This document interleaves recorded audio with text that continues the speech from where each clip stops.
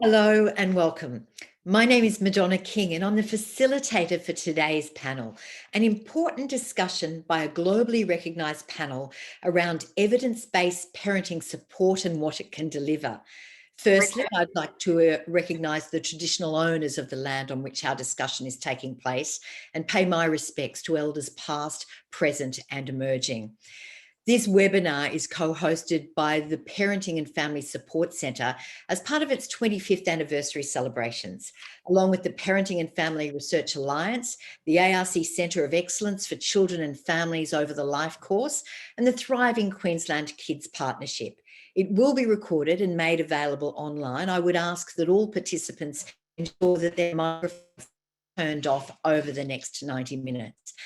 Our discussions today have a central theme, and that's the role of evidence-based parenting in helping families to create a thriving future.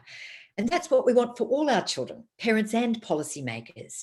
Children who are healthy and well-educated, who engage in the world around them and act as stewards of the planet we call home. The UN's Sustainable Development Goals provide a strong ready reckoner, if you like, to how we can make our world a better place, from good health and well-being to clean water and sanitation, sustainable cities to ending poverty, providing quality education and gender equality. The role here of children, whose voices aren't always heard, and specifically of parents, is crucial. And today we're looking at the role of evidence-based parenting in tackling those issues that face our children and families, but also our society and planet. What is evidence-based parenting? What can it deliver? What are the challenges? And how can we make a material difference to the lives of children everywhere? Our panel brings together experts across disciplines to answer those questions and how we might do this together. Thank you for joining us. Each panelist will begin by giving an opening statement, and then we'll have a discussion about the way forward, what we need to do to create that prosperous future. I'll introduce each of our speakers individually, and I'm going to begin with Professor Matthew Sanders, Director of the Parenting and Family Support Centre at the University of Queensland and founder of the Triple P Positive Parenting Program, which has been disseminated in 58 countries in 30 languages. Matt's a world leader in parenting research. Matthew, welcome. Thank you, Madonna. I'll just share my screen. Look, 25 years of research that's been focused on the development, testing and dissemination of evidence-based parenting programs has become a kind of a watershed moment for real reflection on how we want to take this field forward.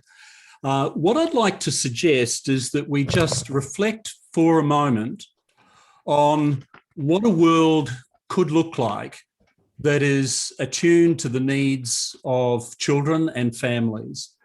Well, for me, it would be a world where people are aspirational, pro-social and full of hope, where people are well-educated, creative and they respect their environment. They desire to bring about positive change in their own life and the lives of others. They value relationships and nurture them every day. They have dreams for their future and have the necessary skills, abilities and persistence to pursue them. They are confident, resilient and good decision makers. They have self-control and they desire to lead healthy lives. They value diversity. There's one set of actions I believe can speak to all of these different outcomes and provide a common pathway to enhance human capability across the lifespan. And it's how we parent our children. Of all the potentially modifiable risk and protective factors influencing human development, none are more important than the quality of parenting children receive. The Sustainable Development Goals create a huge context and an opportunity for parenting researchers and program developers to seriously think about the way in which our efforts to educate parents can influence the different sustainable goals. Unfortunately, the 17 goals, the 196 targets, the 232 indicators 44 of which relate to children, are relatively silent about the role of parenting.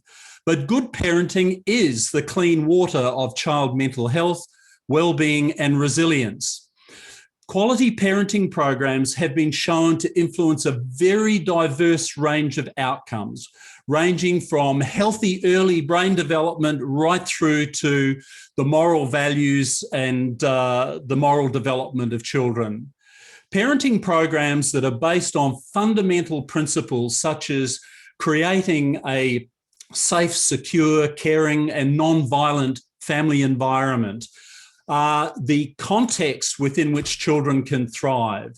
This includes creating a positive, interesting, and responsive learning environment, helping children to self-regulate their emotions and behaviour, have reasonable expectations of children and parents themselves, and take care of oneself as a parent.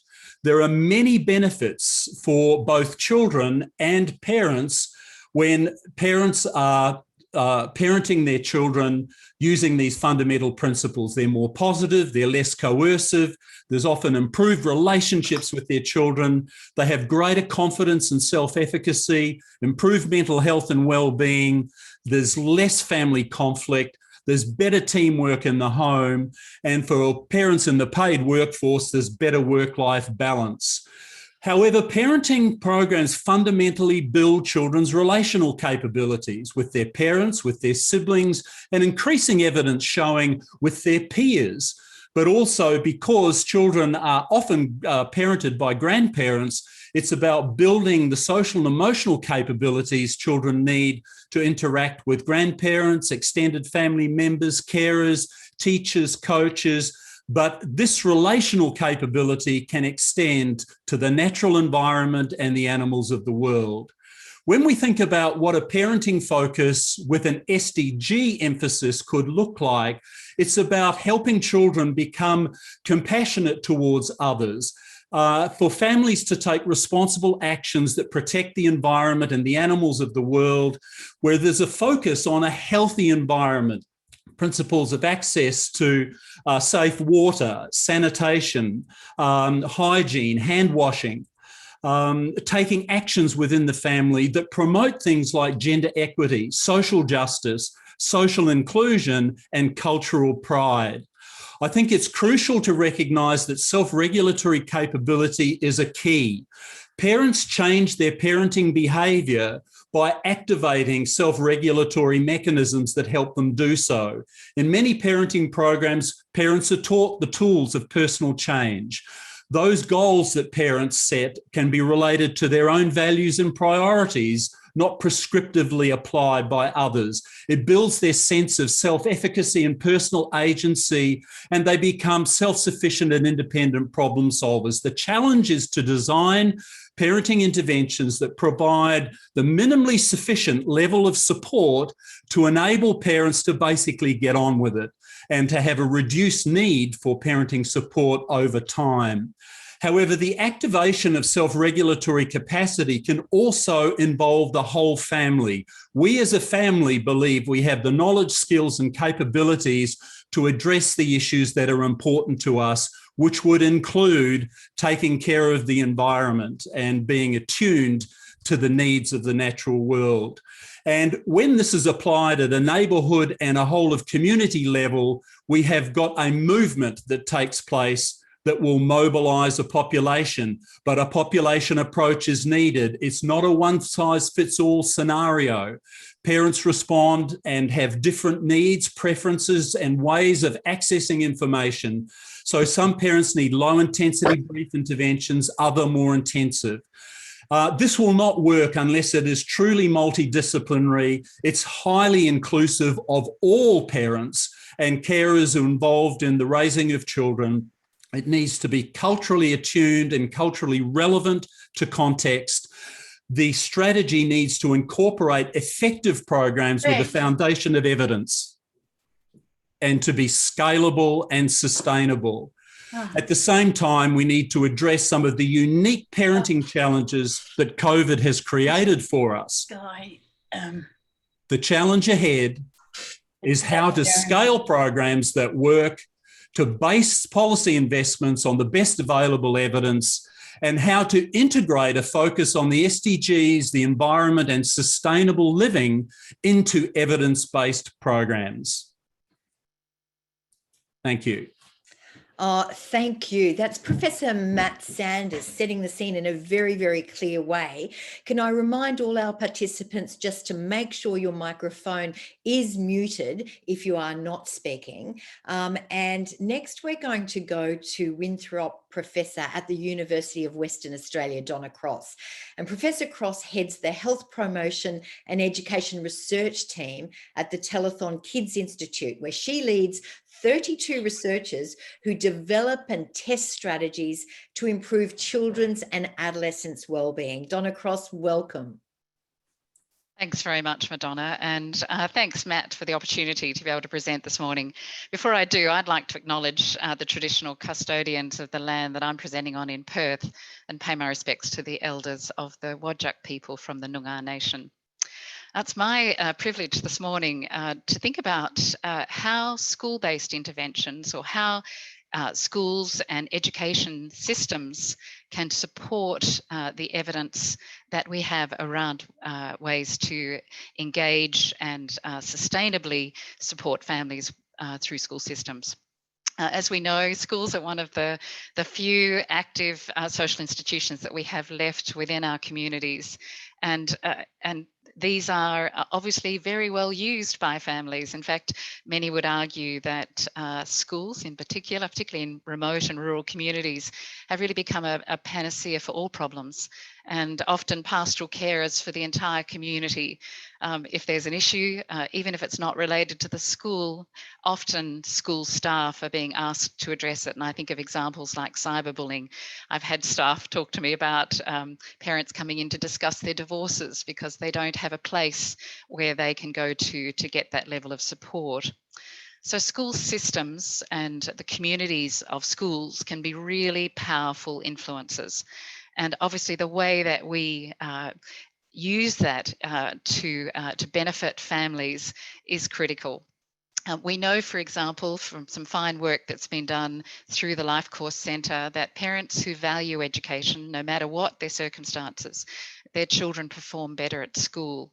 And that if we are able to get parents to engage effectively, then we'll have much more success. And there's another piece of research that I think is really interesting, and part of the framing that we might have around what role do schools play and what can school systems do. An amazing piece of research from Canada as part of one of the very large life course studies that talks about the power of the school to support children and to support families. This research showed that children who come from really challenging families, when they go into a school environment that's just good, doesn't even have to be great, that a school can make an enormous difference, almost the kinds of outcomes that they might have received from a supportive family. But similarly, if children come from families that are functioning well and go into a really dysfunctional school, schools can have similar amounts of harm. So we know that schools and the communities that form part of schools can be incredibly powerful. And I think we have a really interesting period of time upon us currently as we think about COVID and the ways that COVID has influenced schools. And I think to some extent, our research has certainly shown that schools are both closer and further away from families than they've ever been, in the sense that families have been, or schools in fact, have seen inside family homes as children have been learning from home. Schools have been co-teaching with parents, and parents are getting to see learning materials that perhaps they might otherwise have not seen, having conversations with teachers they might otherwise have not done, and being engaged in learning online with their children. But they're also further away because as COVID continues in our communities, we know parents are not allowed in classrooms and not allowed in schools. Mm-hmm. So the opportunity to engage has limited, often stopped at the gate as part of what we would expect. And of course, the inequity that's come with COVID, the opportunities that we have to address and support families and the fairness that is required is absolutely critical. So our research, in summary, thanks Madonna, is that we need wholesale system and policy change that is helping schools to take action where they're trained to know how to engage families and are able to do it from a womb to tomb engagement approach. Thanks. Thanks, Donna. That both, really interesting what you say about the role of COVID. And I think also to look at how education, where the relationship between schools and parents can help with our SDGs. And I look forward to doing that as part of our discussion. Can I now introduce Professor Daryl Higgins? He's an expert in child maltreatment prevention and director of the Institute of Child Protection Studies, the Australian Catholic University. Professor Higgins, a big warm welcome.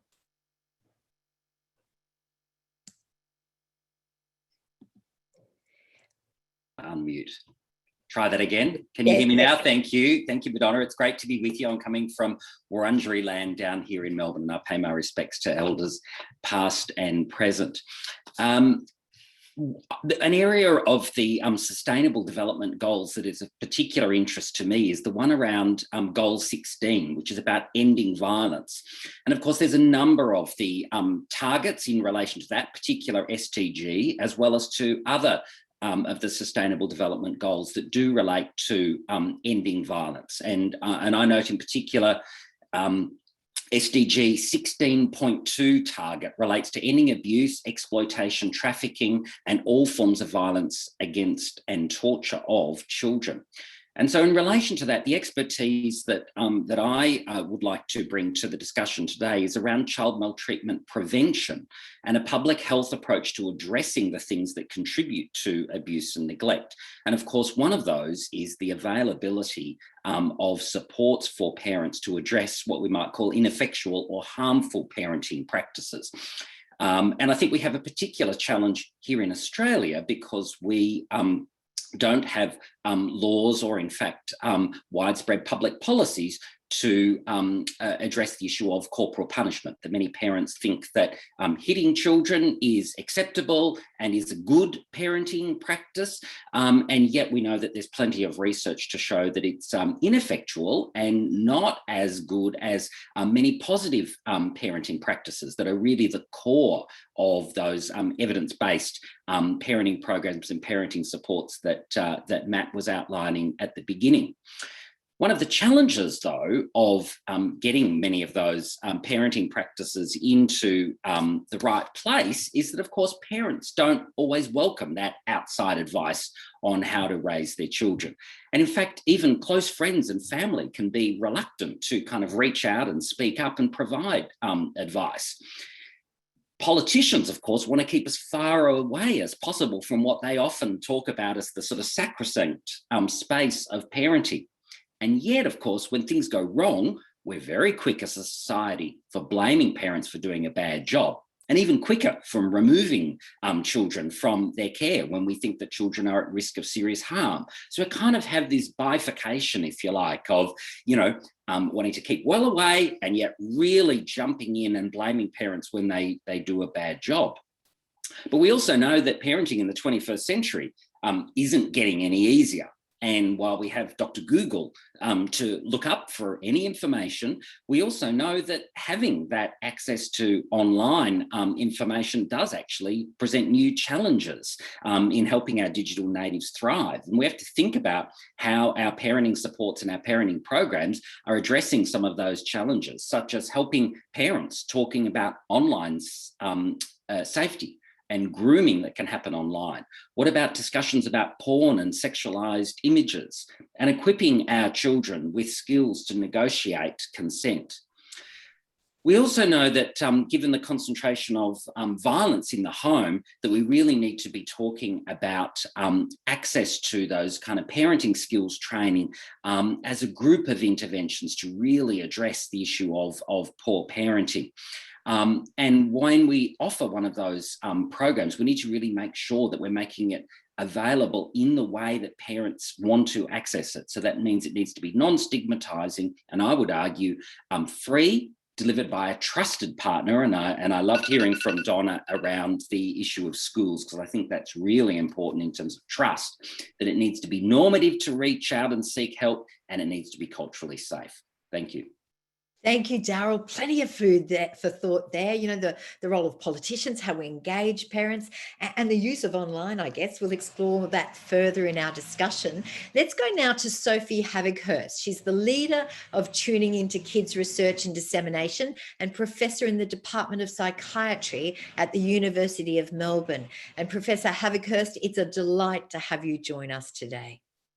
Thank you for having me along. It's a pleasure to be here. I'm actually on Judjo Waring land, and I want to pay my respects to elders past and present and emerging up in just outside of Melbourne. I guess I'm coming at this. I've spent the last 25 years now in developing parenting work that focuses on the emotional needs of children. And it was really interesting when I began training as a psychologist in prisons, seeing many people with significant mental health difficulties who had no capacity to understand and manage emotions. And I remember way back as a young trainee going, where do we begin to treat, to intervene? And then going, okay, it happens way, way earlier. And actually spent some time with Matt back in 1994 as a training psychologist. And it really became apparent to me, if we were going to better provide and address these problems, we had to work so much earlier, and parenting being so critical for doing this. And I became really interested in developing a focus on emotions and children's emotional understanding and regulation. And when I came to Australia, I'm from New Zealand originally, I started working with Anne Harley and Christiane Kehoe and others. And we really started developing a program that was focused more on how parents would connect with children around emotions. Now, it's really interesting because we've then spent the next 25 years with developing our Tuning Into Kids program in developing an evidence base to see whether it works. And that seemed to be really critical, because people often say, well, isn't that just touchy-feely stuff? Does it really make a difference to parents? Does it make a difference to children? And we've got to find these things out. And it's essential that we do have good evidence to show what works. So over this time, I feel like I've kind of been involved in exploring this in randomized control trials, but also looking at how much evidence is often established with ideal groups. And it's so much harder to find out whether parenting programs and parenting supports, because it's not just programs, it's the whole range of resources that we can offer parents. Looking at, do these work for everybody? And how do we find that out? And collecting evidence and doing research trials is so much harder with many of the groups in our society.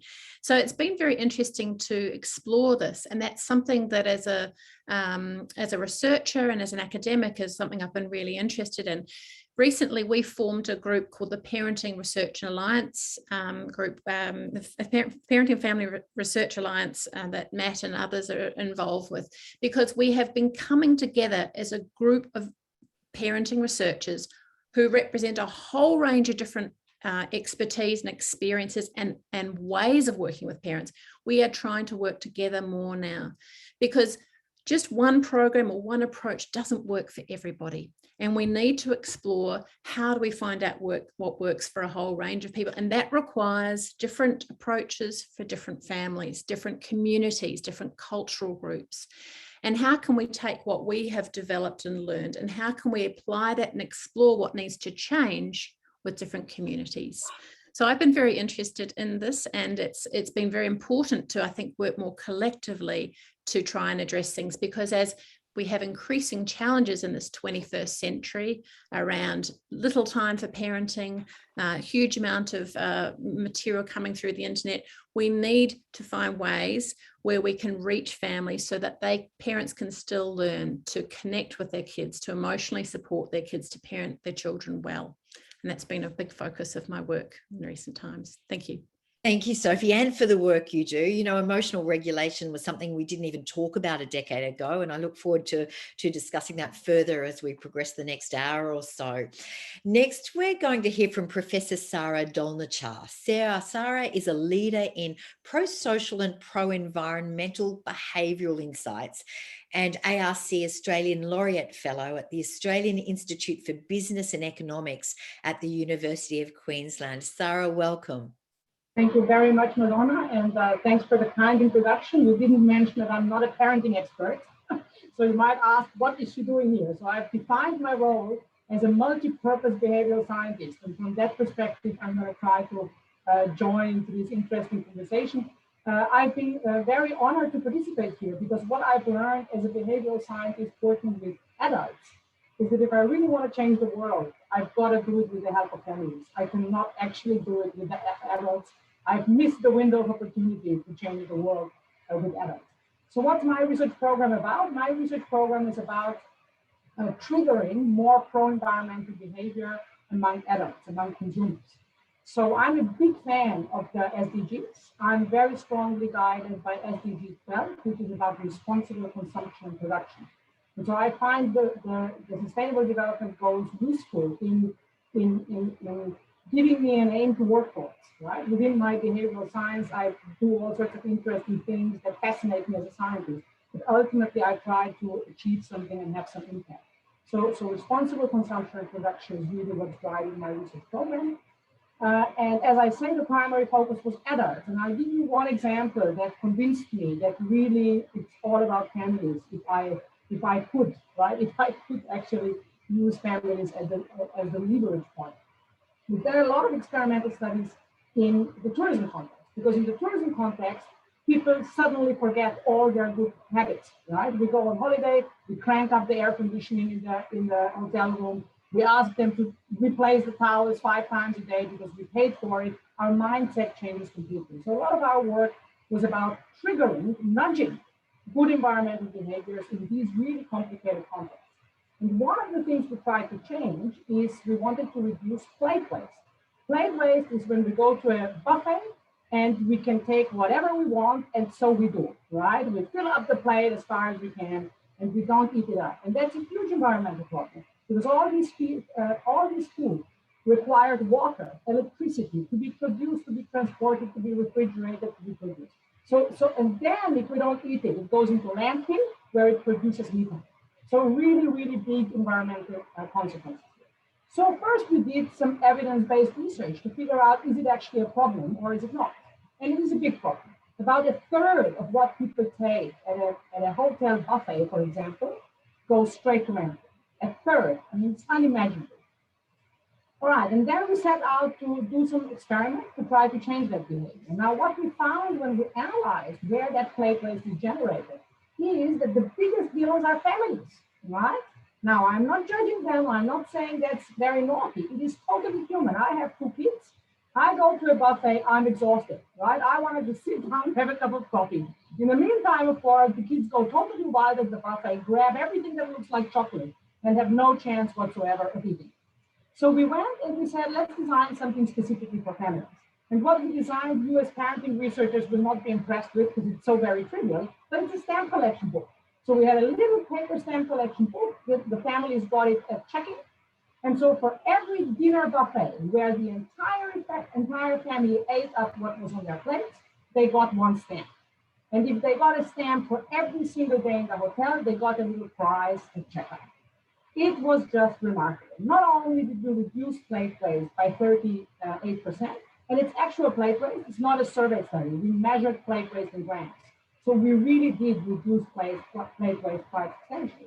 But to us, it was also really interesting to see the family dynamic that was unfolding there, because the kids were just loving it. For them, it was just a game. So it actually made the holiday even more exciting than it was before the game was introduced.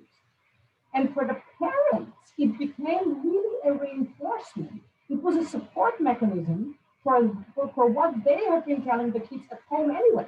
So it wasn't clashing with the family dynamic. It was reinforcing the mantra that was already introduced at home and reminding the entire family of this.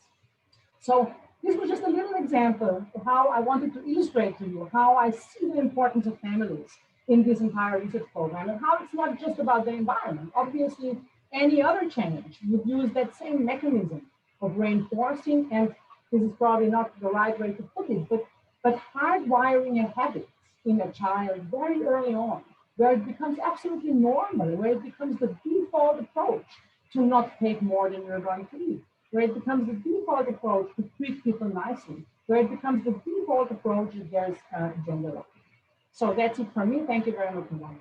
Thank you very much, Sarah. And thank you for your notes that Sarah's audio was difficult to hear for some people. We will try to address that over the next few minutes before we go back to Sarah with some questions.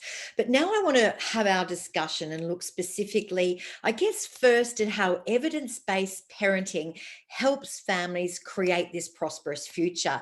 And I'm going to start with you, Sophie, if that's okay. Daryl mentioned there's lots of parenting advice out there. You just need to Google positive parenting, I guess. You talked about the importance of evidence. How do we know it's important? What's the proof that it's crucial in your view? It's a good question, Madonna, because when I first started looking at this, we talked about using randomized control trials as like a gold standard of working out what works. Now, this is very important. You can see what happens between a control and intervention group, and you can control lots of factors. But in the real world, it's very hard to do randomized control trials, and especially with families where there are more risks. So evidence needs to be where you can establish under the best possible conditions some comparison, ideally, between a trial of an intervention with something that is neutral or different in contrast, ideally.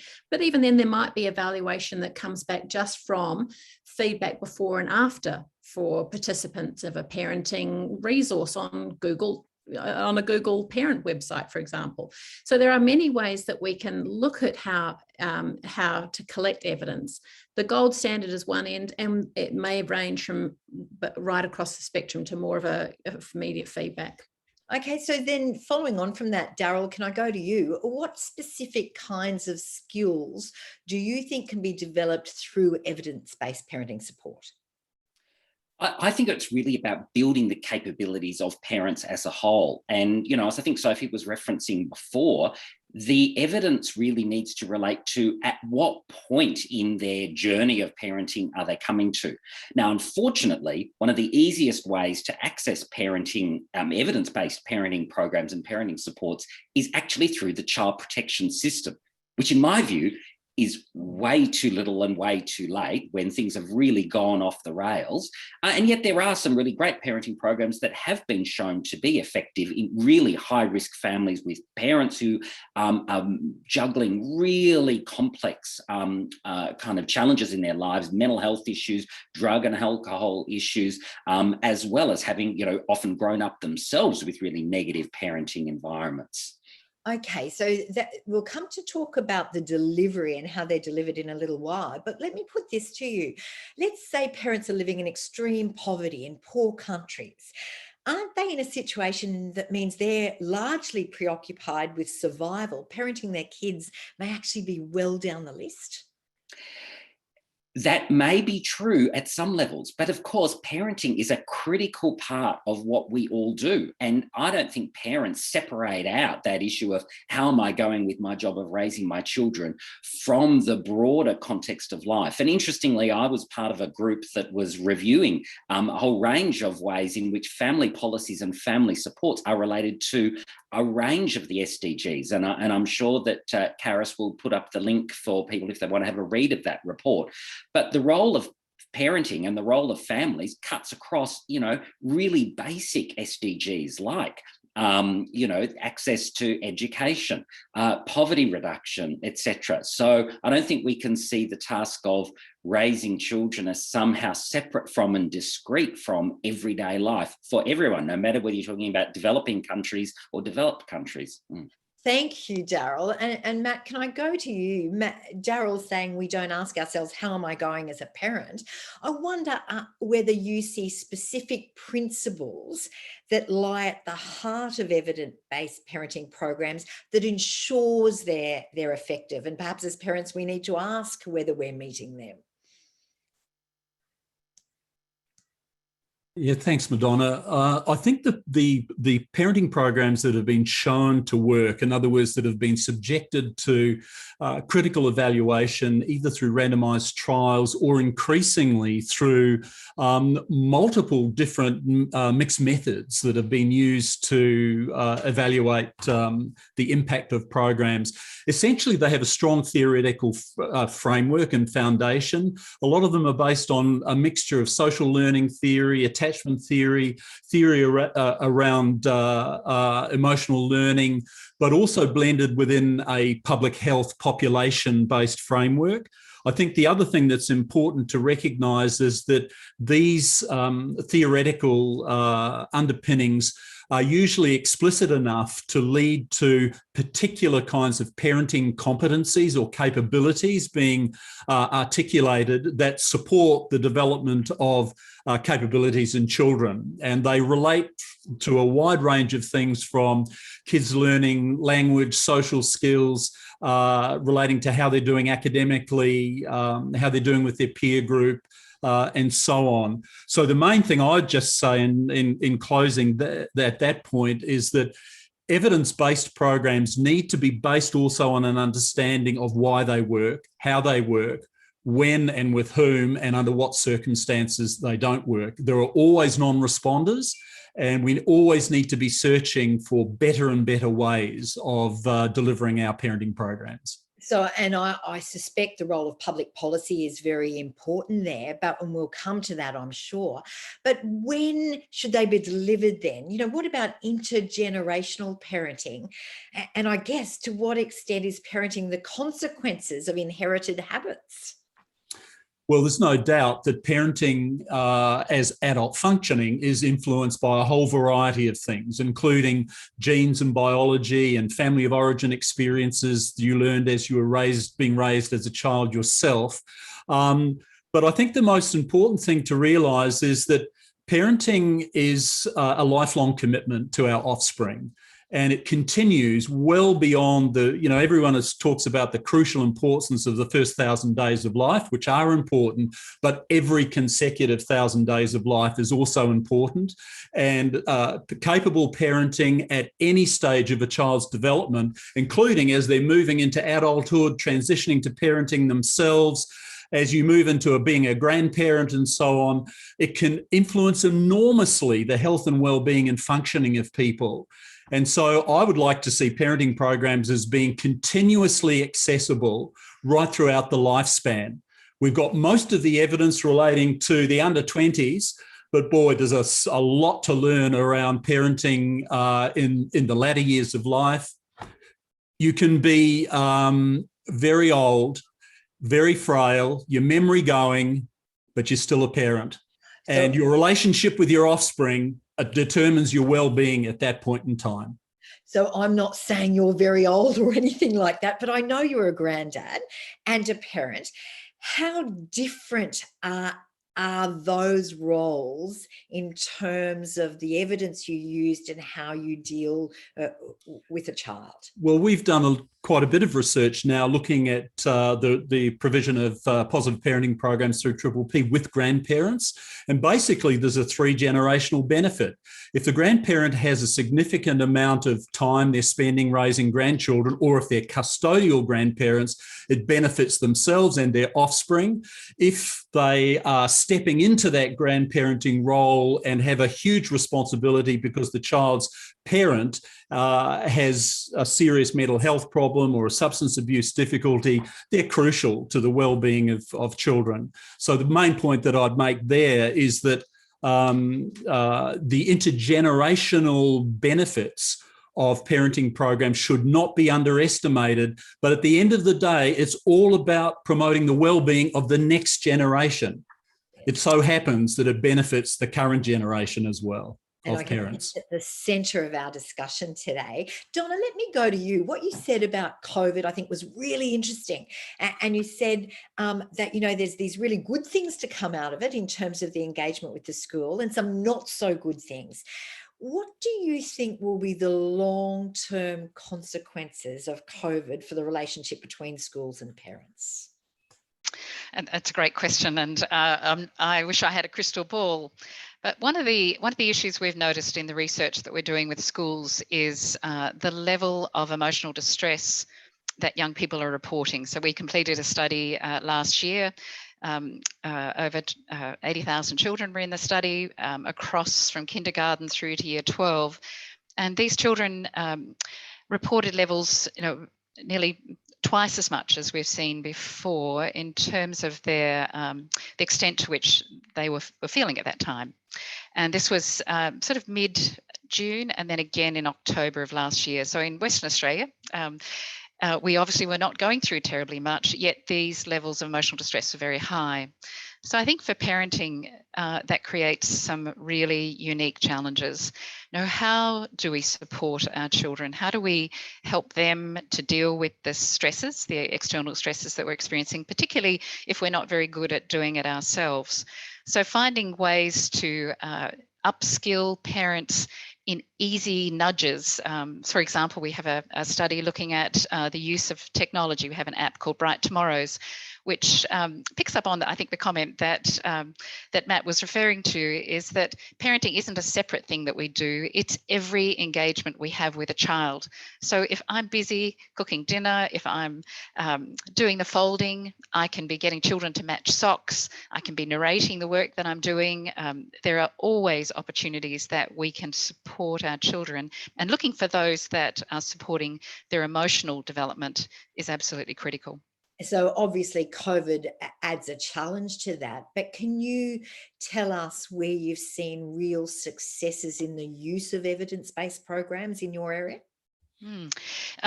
I'd like to pick up, I guess, on the sustainable goal that relates to equity and equity as it affects education.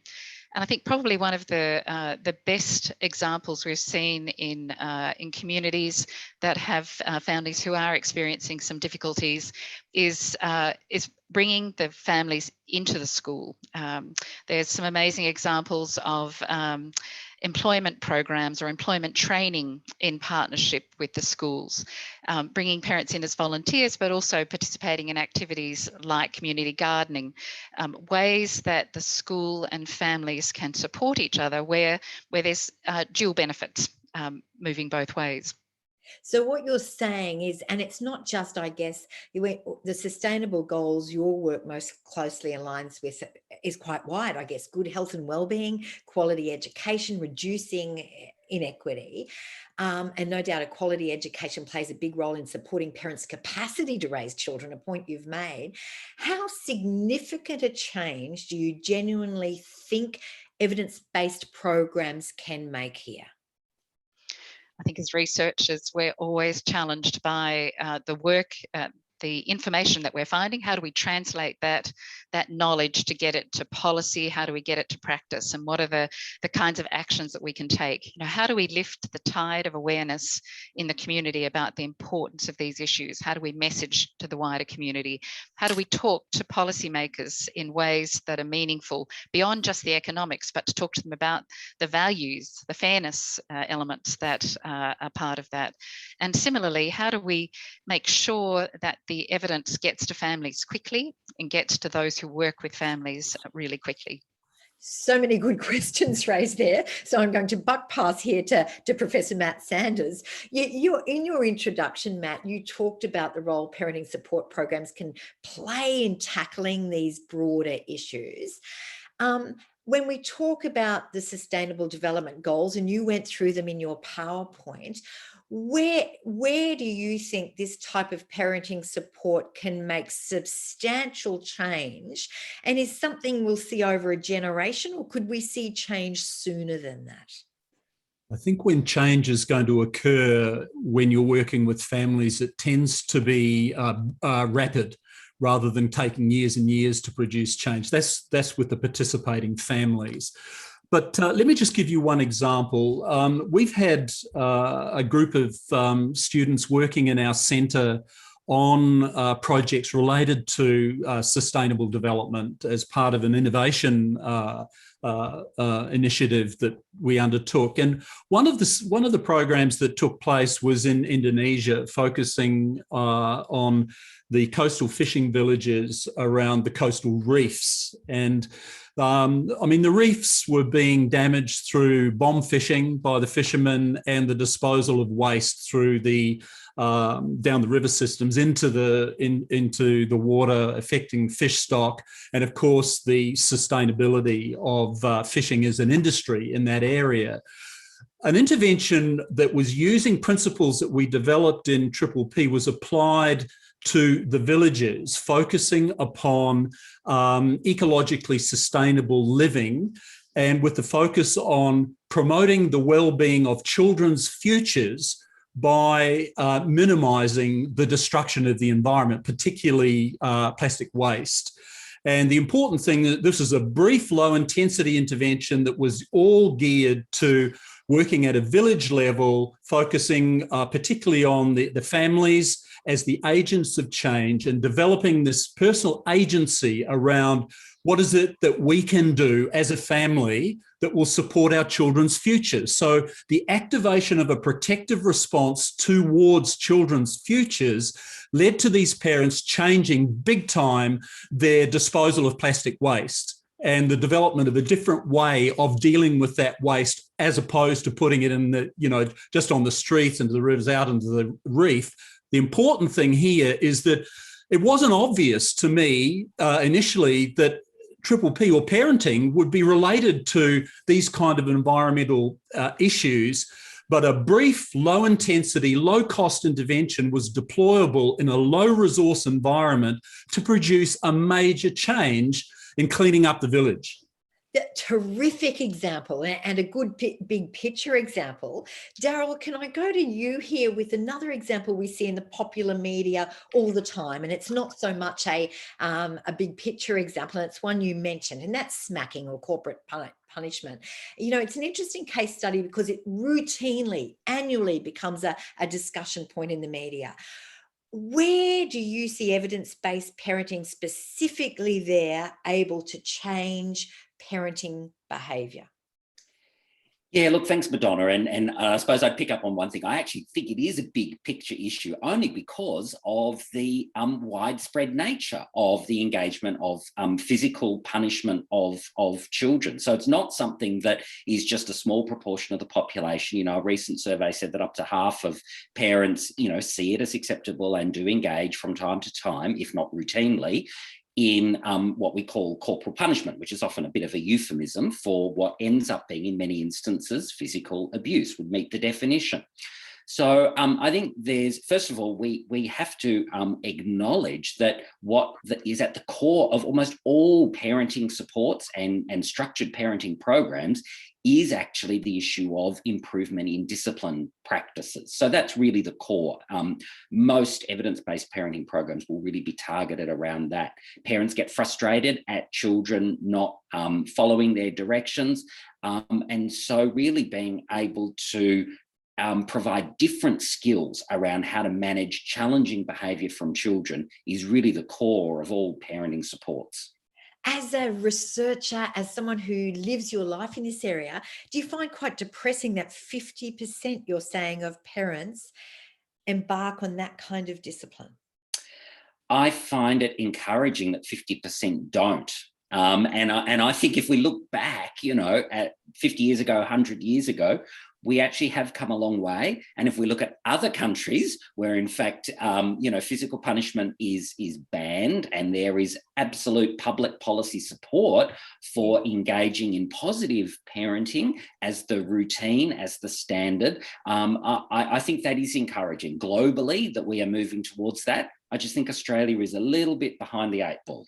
Yeah, I love your sense of optimism and sense of hope there. Thank you, Daryl. Sophie, you raised the issue of emotional regulation and competency in meeting some of the SDGs.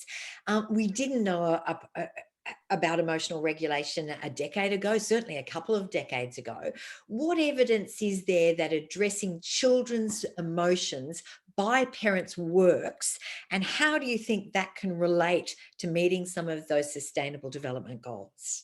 Yeah, it's an interesting one. I think it comes back to, you're right, it's in more recent years we've actually found that these are central emotional competence, like understanding how you feel, being able to regulate your emotions, helps you in your relationships, it helps you to learn, it helps you to thrive, but it also helps you to be more empathic with others, to be more connected with your physical world, to care. And so these things are areas we want to target. And so we need to be able to support parents to be able to do that. through different parenting resources, parenting programs. But I think also when I'm hearing us talk here, we also have to think wider. You can't parent if you're really stressed, if you're very depressed, if you're in a violent relationship, if you're in chaos, if you're in COVID lockdown, for example. These things are pressing in on parents' capacity to then respond to emotions in kids and the emotional needs of children. So we've got to work at that level, as well as provide the materials or the resources for parents to think, how can I meet my child's emotional development well? So you're saying we need to support parents more, but that begs the question, I guess, about the power of a child's voice here too. How important is capturing that in improving current evidence-based parenting? It's interesting because I think we're moving toward hearing the child voice, or hearing the life experience of people, whatever their age or stage. And so hearing the child's voice around their emotional experience and helping parents to hear that is becoming more valued, as possibly as we're becoming more progressive in our society, we can hear what is the emotional or the internal world of the child. And yet that is, when you have that experience from your parents or for people caring from you, you feel valued, you feel listened to, you feel heard, and that contributes to then being able to do that with others. So I think that's a really critical part, that it is really at the heart, I would say, to helping children to develop well in that way. And in developing well, you can see a link there between that and meeting some of those SDGs. Yes, it's really interesting. When we were looking into the SDGs, parenting, it touches on many of these, but it's not a central piece of any of the Sustainable Development Goals. And in particular, I'd say, well, it looks at preventing mental health problems or promoting well-being. Parenting does as the third Sustainable Development Goal. But we don't really have a focus on parenting being critical for that. We're still focusing on the child as the outcome there, not necessarily the parent or the family context as the outcome to do that. Are you suggesting Matt put up those 17 UN Sustainable Development Goals? Are you saying that there should be another one that focus specifically on parenting, or does it fit best being infiltrating the other 17? Look, I think as our group of the Parenting and Family Research Alliance, we've really wanted to move towards parenting being central and viewed much more centrally, both in policy and in practice. And maybe as a sustainable development goal, that is important. Right now, as we say, it's a part of all. But still, at the same time, if parenting is only just a part of other things, we can't prioritise it in the same way. And maybe we don't prioritise it in the same way because we're a bit avoidant of it, or we'd rather focus just on the child rather than what is it within me that I need to do to shift as a parent, or as a society, how do we help parents shift? Oh, I'm really interested in this. I wonder what the rest of our panel think. Maybe if I could go to you first, Donna, would this actually help the engagement between parents and schools if parenting was a specific sustainable development goal? Yeah, I feel very strongly about this. I think you know, Madonna, that if we don't name it, then it's very hard for people to see what their role is. And as Sophie suggested, of course we can see it in all of the Sustainable Development Goals. It's there and it contributes to all of those outcomes. But without it being defined, it's hard for people to see what it is that can be done. But I'd like to be a little bit controversial for a moment, because I think we've been talking a lot about parenting, and often that makes us think about grandparents and parents and so on. Now, parenting is a community approach as well. And I think even the choice of the word parenting versus parents as being our focus is really critical here. And we've certainly found this in our research, that everybody has a role to parent children. Parenting is a group activity. People shouldn't never walk past a child without smiling at them and engaging with them if they possibly can. And I think really pushing the community to see that everybody has responsibility here, just like the sustainable goals all have responsibility to address this, is absolutely critical. You know, I'd never thought about that, but you're right, that use of language. And Matt, I can see you, as we're talking about parenting being a specific sustainable development goal, nodding. This is something that you think would help actually deliver the other goals? if I can just ask you to turn on your microphone. Thank you. Sorry, I think it's also around children's rights. Children have a right to be raised in an environment where parents have had an opportunity to participate in a high quality, evidence-based, culturally informed parenting program that enables them to raise their child in a way that promotes children's capabilities.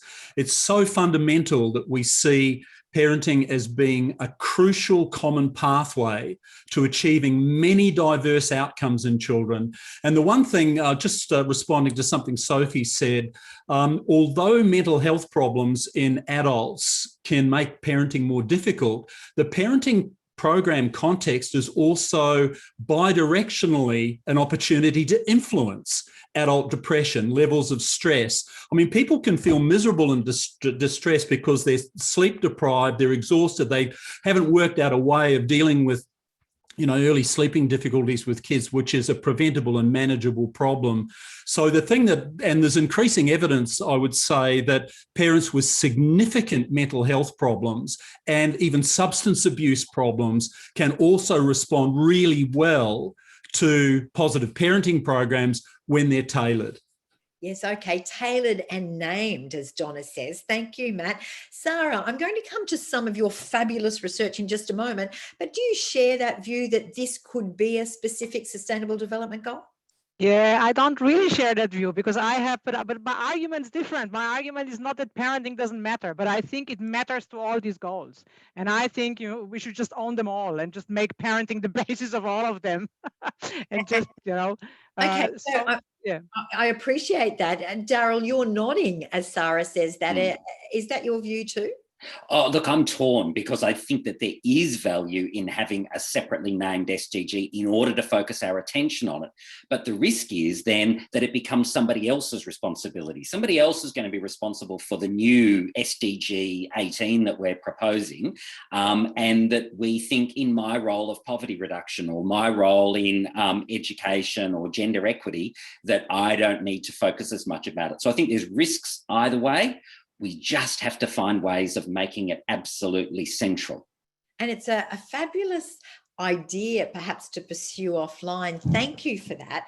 Matt, before I move on to the next section, I just want to be clear how robust is the evidence supporting parenting programs, because that's the basis of everything we're discussing today, and how you actually even evaluate that.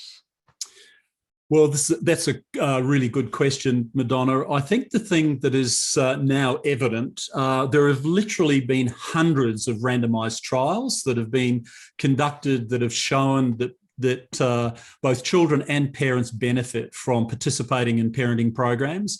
And increasingly, there is long-term follow-up data that shows that 10, 15 years later, the benefits that were derivable earlier when parents participated in parenting programs can produce long-term benefits many years down the track. But the thing that I would also say is that when the meta-analytic data is sort of looked at, this is where people are analysing the results from many trials coming together, there have been many, many meta-analyses that have all concluded pretty much the same thing, that these are highly effective psychosocial interventions. In fact, across the whole field of child mental health, the strength of evidence supporting parenting programs is probably stronger than any other area. And that's very important to recognise. Okay, thank you. So when we look at what we've looked at so far, you can see the power that evidence-based parenting can bring. Can we turn now to what more we then need to do to support the families we're talking about? And I guess, I'd urge you to consider this across research, policy, practice, training, even cultural change. And Matt, while I've got you, I guess the first question there when we're talking about the evidence, you said in your opening statement that policy investments need to be based on strong evidence. Any idea of how much public money is spent on evidence-based parenting programs now? How is that tracked? Well, boy, what a question you've asked there. If we knew, we would be absolutely talking about it a lot. The problem is that most governments don't actually report data on how much money is spent on parenting programs, or particularly on evidence-based parenting programs. Whereas in other areas of public health, we know pretty clearly how much is spent on, prevention of smoking and, promotion of physical activity and nutrition and so on.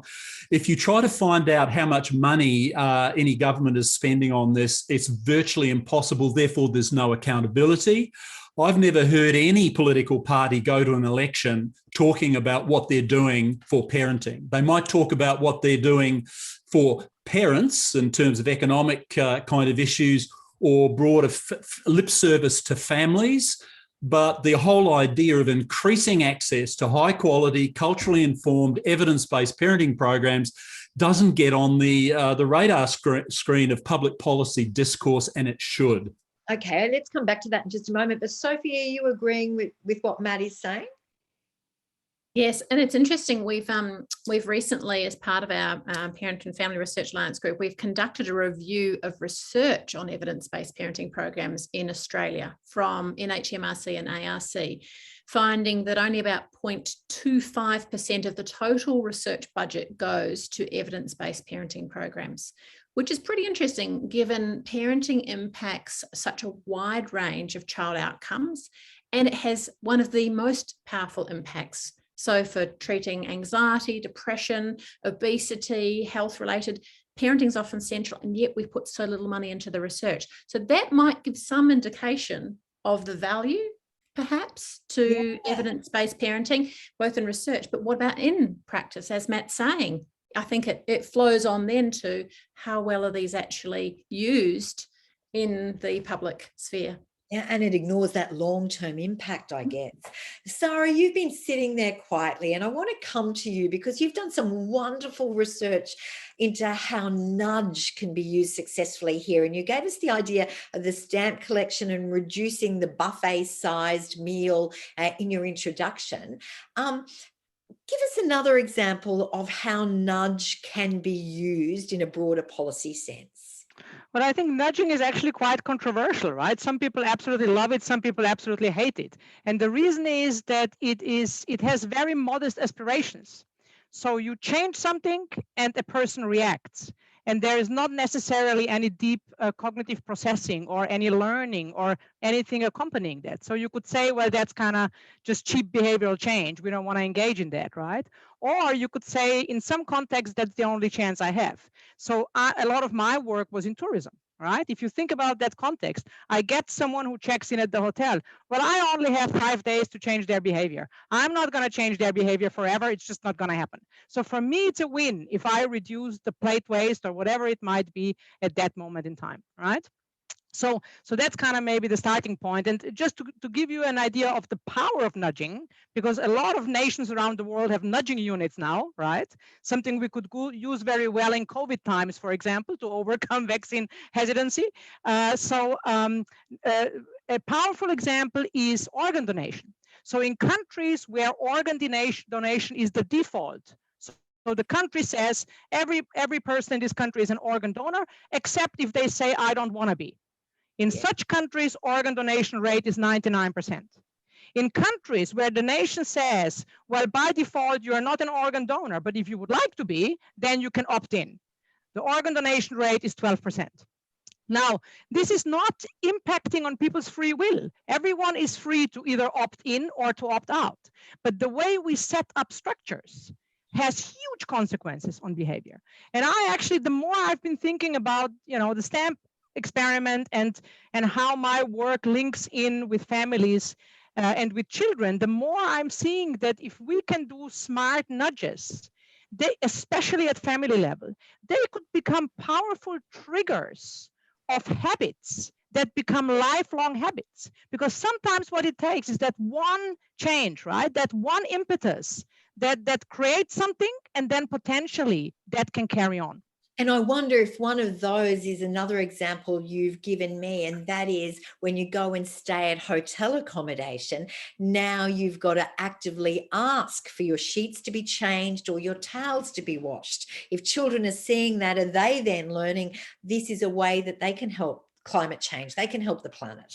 Yeah, absolutely. In fact, I would go a step further. I would go as far as to say that I would hope my children would be confused if the hotel would clean the room every day by default, because it's hugely environmentally unfriendly. It's totally unnecessary. So the aim would not be that they make a choice. The aim would be that if the norm is unsustainable, or if the norm is violence, or if the norm is gender inequity, our children should be sitting there in disbelief, thinking what went wrong here, because that is not the norm. I have been taught that is not the norm I've grown up with. And actually, I'm going to stand up and say, no, that norm's not okay. So the examples you've given us just in the buffet and the hotel accommodation, I mean, they do influence goals like responsible consumption, production, climate change, which are three big sustainable development goals. What you're saying is you believe that nudge could be used more widely across those goals to influence and change behaviour.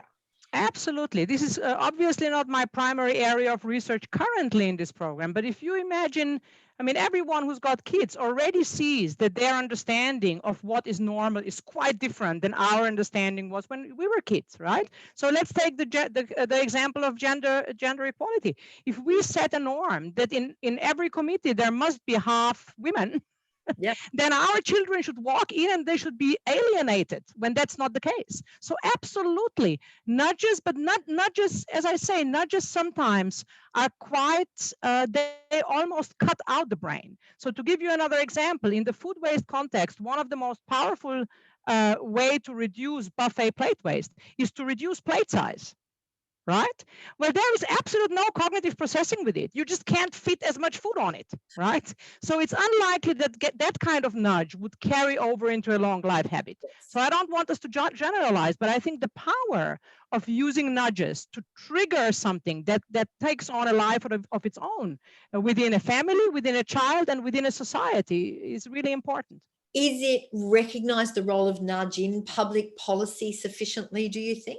Oh, absolutely. Most countries in the world now have nudging units. And as I say, it's quite controversial because some people will say, well, that's not really, we're not really educating these people and the motives for their behavior are not true and pure, right? But from where I see it, as long as they don't throw food away, I'm happy. Yeah, okay, I'm with you. And the origin of nudge, just briefly, tell us. Oh, well, can I tell you really? Well, because it starts in a men's toilet in an Amsterdam airport, right?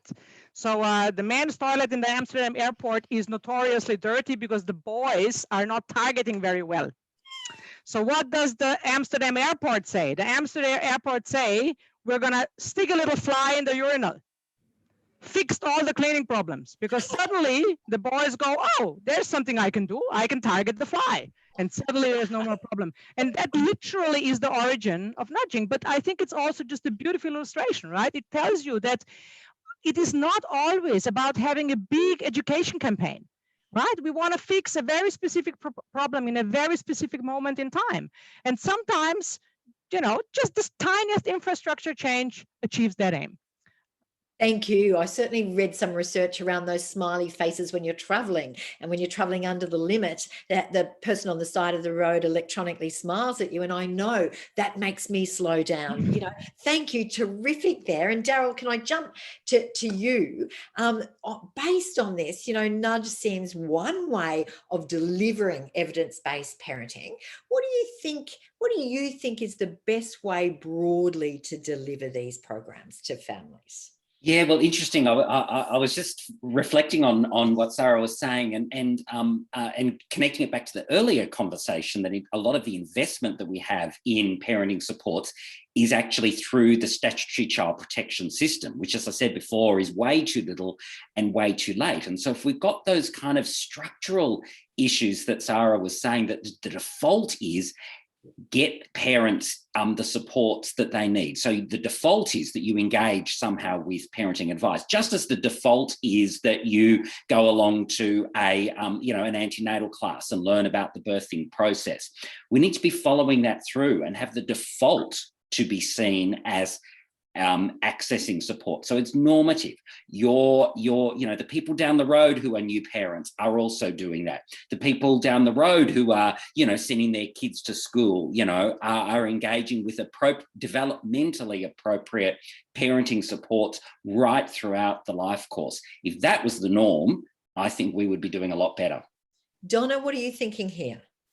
Well, I'd just like to pick up on Daryl's comment then about the power of social norms and normative expectations, and its ability to be able to change the way that that people behave and for sustainable periods of time, and couple that with Sarah's comments about nudge theory and provide an example, if I may. I think that nudge theory has extraordinary opportunities at the moment, and particularly because of the digital environment that we live in, and that people are always carrying a device with them, and the ability to nudge people into certain types of behaviours is part of a very large study that we have at the moment called Bright Tomorrows, and that's focusing on knowledge translation. So we all do amazing research, I think, in focusing on ways to support families, but we're really limited in how we get that information to families. Obviously, there's synchronous and non-synchronous. We can have people come in and we run trainings, or we can provide stuff on the web that they can go and learn, and that's great, but they have to make the time for it. But what if we made a change in the moment, that we were gently reminding them in the moment and nudging them accordingly? And I agree with Sarah that that doesn't lead to long-term change necessarily, but if it's triggers, and it's the right triggers to set and cue them to behaviours and actions, then that can make an enormous difference. So we applied that in the development of this app that I mentioned called Bright Tomorrows, to test whether we could take the most current evidence around brain building and supporting families to develop those outcomes in their children, if we could structure nudges so that we made sure we were prompting parents in all the areas that they needed to be thinking about without them realising they're even doing it. And what was really valuable about this nudge theory that we applied was that the nudges were way more effective when we included a little bit of science with them. So while the nudge is 2 sentences that might remind parents of the value of blowing bubbles when children are feeling very, very anxious, or reminding parents that driving in the car, picking out the number 7 while they're moving around teaches children basic numeracy, what it also does, it tells them why. And we thought if we just include the science in there, again, very simply presented, lay language, maybe parents would look at that science and it would embed the trigger so that they would react on it and even advocate for it themselves. So we have something called brainy background. So each time a parent gets a trigger, like here are some things that you can do to narrate your work so children are getting words and language, it will tell them why that's important. Why is peekaboo such a terrific activity for children? And that explanation. So we get parents to become advocates and share. They too are translating that knowledge, and hopefully with a really solid evidence base. So I love nudge theory. I think there's great opportunities. Especially when you combine that nudge with the evidence, the little scientific reminders. I want to come back to you in just a moment. But Matt, what did you want to say here? Oh, look, I was just going back to a point that you asked Daryl about, the delivery of evidence-based programs. And I've got to say, I've just got to give a call out to the Queensland government, who made a policy-based commitment to the statewide implementation of our PPP system of intervention. And since that was done, over 500,000 Queensland parents have participated in PPP, including 80,000 who've accessed the online version of the program. And that, I mean, that fundamentally to destigmatise it, to normalise it, to make it widely accessible through multiple avenues in the community, enables parents of children of different ages to opt in and opt out of a parenting program, because I think it's just as important to leave as it is to join, if you can come back at a later point when, for example, you could do an effective parenting program when your kids are preschoolers, but as you're transitioning into primary school, you may need some maintenance and booster things. and you're discovering new things that you're relating to the next age group. So you need a variety of interventions that will support and sustain early learning. But the whole idea of you don't do a parenting program and it's all over with. We need a system that enables repeated re-engagement at differing levels of support. And I mean, I'm also a fan of nudge theory to enable some of the most basic changes in parenting to be a default. And I think a default should be that every parent is given the opportunity to access a high quality evidence-based parenting program. And we really need to push that. All right, so let me go back to you, Donna, on that. Every parent to have access to it. But, you know, if you're talking about schools, we both know that sometimes it's harder to engage the harder to reach families, or those the schools really want to engage may not be interested. How can schools more actively engage parents? I think schools, or really any institution that wants to make sure that it is reaching the whole population, not just those that are willing to turn up. I think people often talk about, use the term, and I think it's a terrible term, hard to reach parents. Yeah. When in fact, are the schools hard to reach? Are schools inaccessible? Are schools set up in a way, for example, I'm using schools as only an example, I'm sure many institutions, clinics, service providers are in the same situation. What should we be doing and reflecting on our own structures and organisation that is making it a not so pleasant place for people to come? And many schools, and some examples in our research that we've found that have been applied, is engaging with parents off campus. Often parents have bad associations with schools, and so engaging in those environments is not helpful. And in those environments, providing things that are really important to parents: childcare, give me some food, maybe some little incentives to come, cover my costs, all those sorts of things that we know are really important barriers to engaging all families equitably. And fitting all families. And so that's quite a good segue to you, Sophie. I'm wondering about all the types of support we're talking about, how you modify that, or how can you ensure, let's say, a cultural fit, how can you ensure that it's a good cultural fit? Mm-hmm. Yeah, I think it's a tricky one, because so much of the research is not conducted necessarily with those who you might not get in the door, the hard to reach parents you've just talked about, Donna. And it sort of reminds me of working in the child and adolescent mental health services and training and research and that kind of area that I've been involved in the last nearly 20 years. It's so hard to get people in that setting, parents, to engage in parent work and work where they may use an evidence-based parenting program. And it seems to be this huge resistance the more the problems increase to actually accessing parenting help and support. Well, there can be, depending on the family, depending on the service as well. So we are still talking about a lot of barriers that can be about trust, that can be about feelings of being blamed. They can be about a lack of accessibility. Will I be condemned? Will I get sent through child protection? All these different things are these barriers that we really have to look at. And then that's where we often don't have the research to look at how do we work with those who may have those barriers, and how do we evaluate what works with them? And that's a really hard challenge for us. And I wonder, going on from that, you've trained thousands of people, I think, in one particular program. How important is the use of peers maybe in getting to those? Is it harder to reach families, or in generally delivering the programs?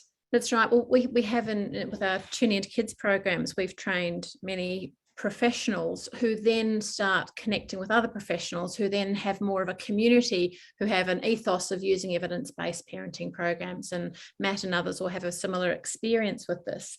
So it doesn't just happen from the angle of parents, it also happens with angle of professionals. And I even think, we're training professionals at the postgraduate level. It actually has to happen before then. If we're going to work, we've got to work in all training programs for all professions. How do we help parenting to be an important part of the work that they will do across disciplines?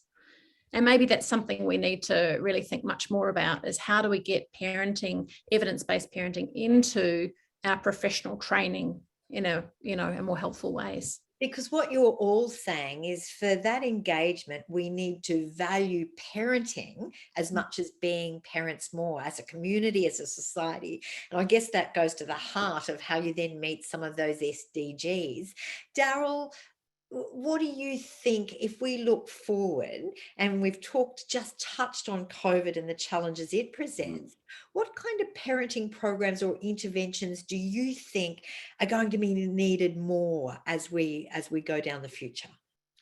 I think clearly the issue of online is a really important one. You know, a lot of service providers, whether you think of schools, early childhood centres, through to, you know, a whole range of other, you know, supports, have really struggled. You know, I come from Melbourne. We have lived through a number of lockdowns, and our hearts go out to Sydney and many places in New South Wales where they're experiencing lockdowns at the moment. And so we kind of have to think about how we provide services and how we engage with parents and families in different ways, and clearly online is one of those ways. But I think we also need to be able to think about the timing of when services are provided. You know, if you only provide a structured kind of parenting program 9 to 5, when parents might already be working, that's going to be a challenge. You know, if you don't provide childcare, if it's outside of hours, you know, all those kind of things, I think, are some of the challenges that we're going to need to be grappling with. But also taking things to scale. You know, if in fact we need to have a workforce that is able to roll this out to, you know, the millions of families that we have in Australia, that means a lot more people need to be equipped. And of course, that advice that we want around parenting is often more welcomed from those who we already trust, which, you know, as Donna said, is a challenge for, you know, schools. They've already got a lot on their plates, and yet they are one of those groups that we know already have high levels of trust from the community. So many good points you raised there. Matt, how do you scale evidence-based parenting in the way Daryl's outlined? Well, to start off with, I would say you don't work on an assumption that a single randomised trial is a sufficient basis for scaling an evidence-based program, because one of the things that is going to be very obvious very soon is that soon as you start claiming an evidence for something, that it's likely the question will come up, you know, have those findings been replicated? Have they been independently verified? How do the effect sizes on various outcomes compare to existing available programs? But more importantly, you've got to have programs that are scalable, and they're ready to be scaled in the community. I mean, we found in our work at the Parenting Family Support Centre that as a university, we found it really difficult to scale our evidence-based parenting programs, and we needed to have the support of an industry partner, which was Triple P International, who became an expert at doing this, and they've scaled it globally. But it has to be done in an economically sustainable way, because remember, an evidence-based program is capturing the effects at a single point in time.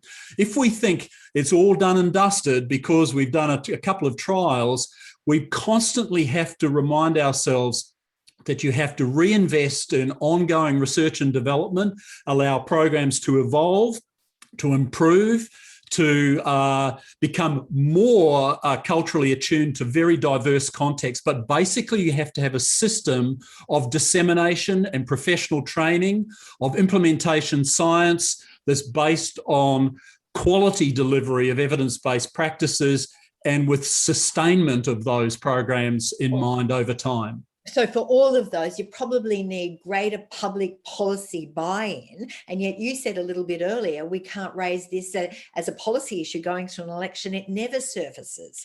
How can you actually change that narrative? Well, I think we have to engage with policymakers and politicians, and we're hoping to do that soon with PAFRA, to have serious conversations with both state and federal governments about the crucial importance of investments in evidence-based parenting programs, and how crucial it is to influence many diverse developmental outcomes that we as a community, that everyone is concerned about. And I'd say it even more strongly, we're not going to achieve an equitable, just society where children are thriving without a very significant investment in family life and parenting. And parents, by and large, want the best thing for their kids. We just have to make it accessible, and we have to make it completely normalised so it's non-exceptional to prepare for parenthood. So certainly just routine.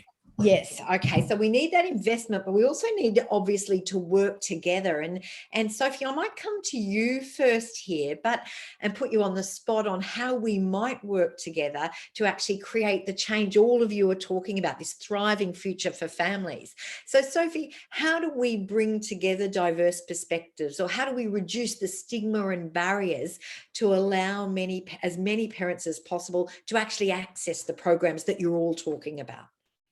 Wow, that's a huge one. I think, we as a group of Parenting and Family Research Alliance group, we have tried to do that, as I was saying, across many diverse approaches, because we recognise that when we work together, we have a stronger voice. Yes. So it's really interesting moving from that phase of sort of being researchers and disseminating interventions to then going, okay, that's not enough. And as Matt was just saying, it is about talking into government, educating people in government about why these evidence-based parenting supports and practices are important for a range of child outcomes. So we do have to do that education piece. How we work together better? Well, we are probably at a time, and it is with the technology as it is. We are all sitting here in a meeting, from all over Australia, potentially all around the world, and we can do that better now in the last year than I think we ever have before. And maybe this is an important time for better cohesion, to have a clearer voice. And then, we still need a kind of a clearer voice around, I think, how can you offer parenting interventions at all those levels, from light touches right through to much more intensive interventions, and how can we get that reach? And to do that, I think we have to have a bit more of a cohesive plan. Great comments there. What about the design of the programs, though? Who are the stakeholders that need to be included? Because we talked a little bit earlier about the role of a child's voice, for example. Sure, right. Yeah, well, I think it's going to communities, to children, to families, to communities, about what they believe their needs are, what they want.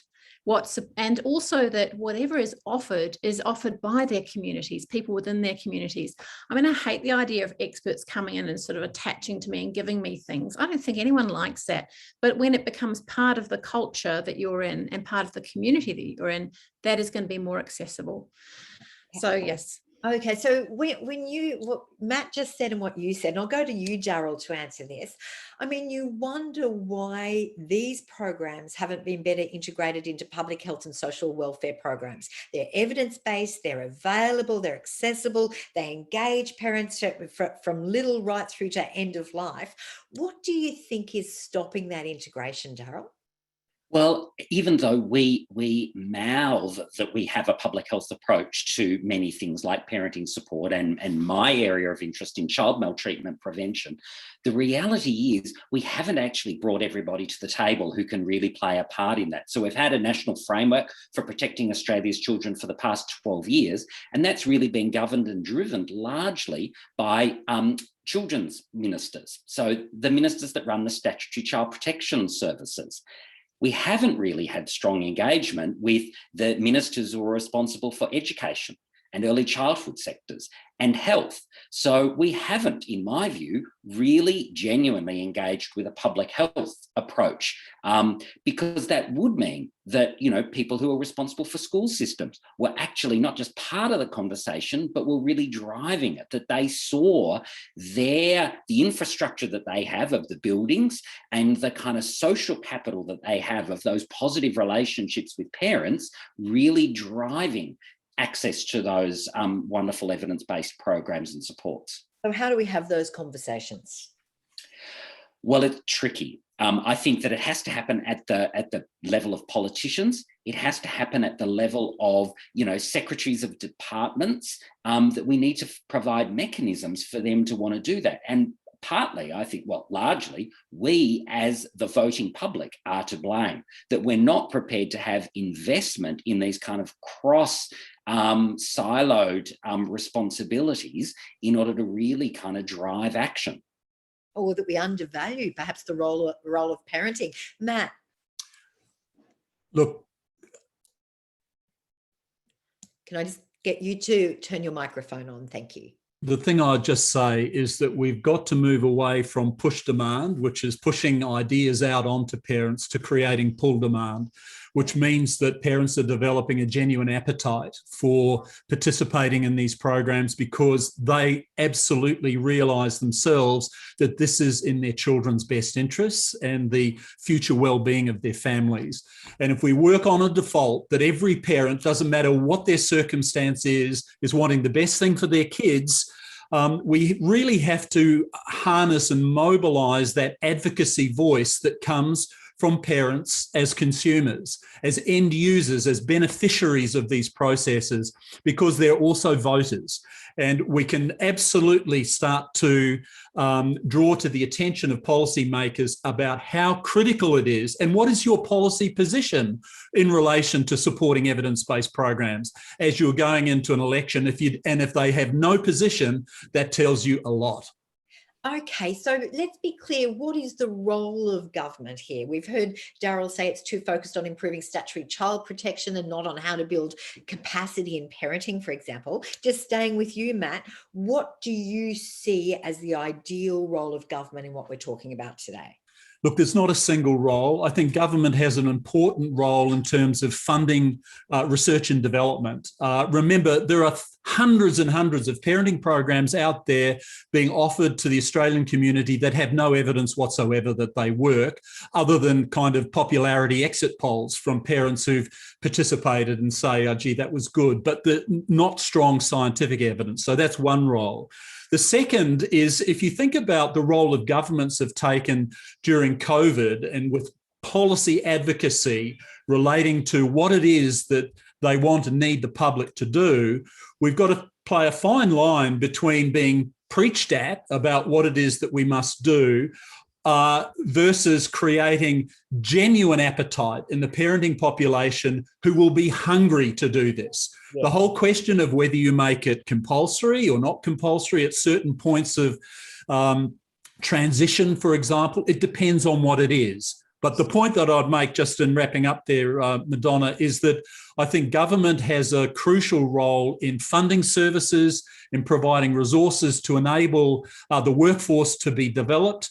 But it also needs to recognise that the parenting world also involves industry partners.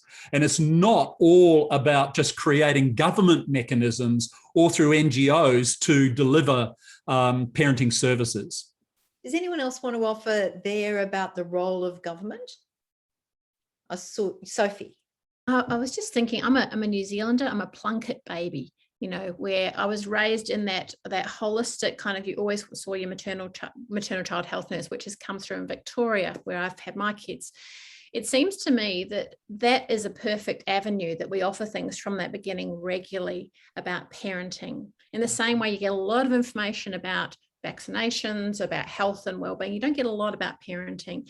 And that seems to be, if we embed these things from the get-go, right through schools, through all of our systems, through to, you know, being a grandparent, that we need to have those across the system.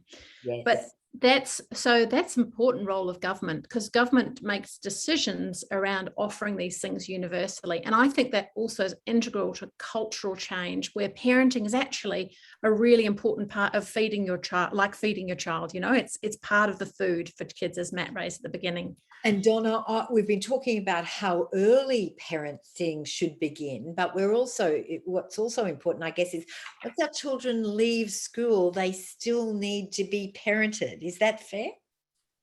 Indeed. In fact, there's a new phrase that's being used called adultolescence, which is related to the length of time that young adults are still spending time in their parents' homes, and the challenge of parenting when you've got an adult child. But I wonder, with that point, and just coming back to the discussion we've been having around policy and government's role, in the crudest sense, the government policy is about how they distribute resources. And obviously the distribution of resources is based on government's perception of what the community wants and needs. So for us to ensure that we get the allocation that's needed to support parenting and to support families, we need to lift the awareness of the entire community who vote around the importance of this issue. And I think, you know, we've talked a lot this morning about directing the work that we do and the evidence that we've got to families and to parents. And we've even opened up the discussion about parenting happens at a community level. But I think we need to be using the evidence that helps us to lift the entire community's tide of awareness around the critical role that parenting plays in children's early development. And to do that, we need to do it in the most salient way. So there's some amazing research that's come out of the Frameworks Institute that's talked about the way we frame our ask to government and the sorts of actions that we should be taking to shift community understanding. I mean, how tired are we of walking past hotels that have on the outside children welcome? When weren't children welcome? Yeah. You know, where has our society gone that we need to have signs like that? So this framing research has talked about if we frame our messages around effective parenting versus framing our message about what's fair and good for children, that we will get more traction when we talk about the outcomes for children and the need for fairness, distributing resources across all children. You know, everybody deserves something, but some deserve a bit more, and particularly because of those needs. And this research found that if we just focus on effective parenting as our only message, obviously that's a critical message, so I'm not suggesting we don't have it, but if it's our only message, it's easy for the community to blame parents. Oh, well, you know, if those parents didn't have blah, and even that language, those parents, no, we are creating and stigmatizing families versus these are the most important things for children. And I know we've talked about, should our focus be on children's well-being or should it be on parenting? We have to talk about how we do it.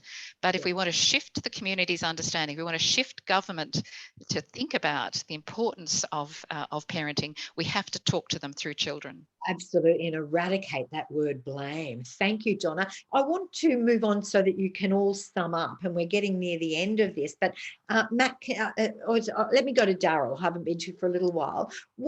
How do we judge success? How do we know if we implement what you are all talking about that it is working?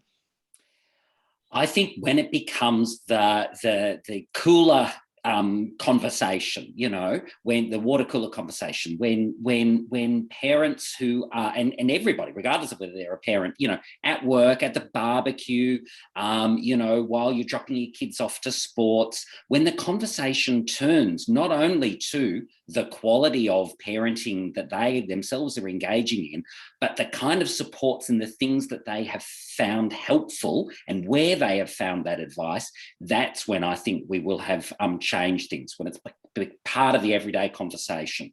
Do you agree with that, Matt? I do, but in order to determine whether or not investments in parenting are working, we also need to produce hard evidence that there has been a change in parenting practices and the way in which parents view parenting. So we need a national parenting and family wellbeing survey that's funded by the Commonwealth Government, that takes a population-based approach with proper sampling methods to look at participation rates of parents in parenting programs and tracks it over time in the same way that some of the other SDGs can be tracked with administrative data. We simply don't have a tool for assessing parenting at a population level, and all of the other things that we might do with tracking child maltreatment rates are all proxies for looking at you know, the effects of parenting. The other thing that I'd say, Madonna, is that it's really important that we just move away from having a reliance on a single type of evidence that is seen as being the only scientific proof, because this field lends itself to a rich diversity of mixed methods that include qualitative methods as well. The experience of parents themselves who've participated in parenting programs, I think is really crucial to hear that voice. And although I'm, at one level, I'm greatly in favour of the idea of kind of end user engagement and co-design of future parenting programs, you've got to ask the question, when there's co-design, how frequently do you have to do it? Do you do it for the first time you're working with a community? But what about scaling it? Are you going to do it every time to develop a new program? It'd become very, very expensive to do it that way. Okay, so if we can move to summing up now, and we've looked at evidence-based parenting, what it means, how it can be applied, what results it delivers for both families and I think the broader community, can I offer you each a final statement and to spend maybe 2 minutes or so addressing what we need to do now, whether it's policymakers or individually, whether it's in research or how we actually view parenting, what do we need to do? And Sarah, I'm going to start with you and ask that you speak and address the priority actions in your view for both organisations and individuals. What do you want to leave us with? Well, I just had this interesting little conversation with Lana here in the chat room, and I think that's really hit a key point. So I think I'll say two things. First of all, I think the SDGs are a great framework. And I think what I've learned from the conversation with experts today who are not in my immediate field is that if we actually use them as what we are trying to achieve, multidisciplinary and interdisciplinary work becomes much easier because we are united by the aim rather than being separated by disciplinary differences, right? So I think that's number one I've learned today. Secondly, I'm totally convinced now after this conversation that the family stands at the core of all these things, right? Especially when we talk long-term change. When we talk today's change, it's a different story. But if we talk in 50 years, in 10 years, it's all about our children and it's the families who shape these children. So who should take action? Well, that's kind of, I don't know how the other panelists feel, but I've been in this job for 25 years now. And at the beginning, I was saying, oh, the governments have to change things. And very soon did I notice that nobody's listening, right? Like I can say that a million times, the government's not listening to me. So what I've started to do for myself is to say, what can I as a researcher do? Yes. Because that's all I can do in my lifetime. So I will actually try quite deliberately to focus on interventions that target groups who have actually a motivation to change. So with Lana, I had the conversation about hotels. Governments could quite easily use COVID as an excuse to say, in Australia, we prohibit daily room cleaning. And that would actually be a pretty good decision. It would save hotels a lot of money, but they're never going to do it, right? So you go to the hotels and you say, well, actually, you can save a lot of money by changing your default. So I think the action's on us. We understand what's happening. We are very strongly motivated to create change.